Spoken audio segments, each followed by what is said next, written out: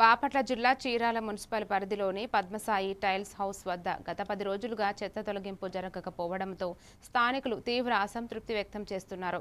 చెత్త పేరుకుపోవడంతో పరిసరాలు అస్వచ్ఛంగా మారి దోమల సమస్య పెరిగిందని వ్యాపారులు, నివాసితులు వాపోతున్నారు. పలుమార్లు అధికారులకు సమాచారం ఇచ్చినా స్పందన లేకపోవడంపై ప్రజలు ఆగ్రహం వ్యక్తం చేస్తున్నారు.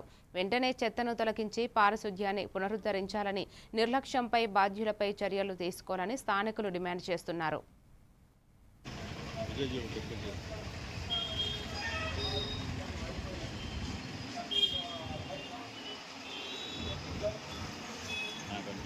మాది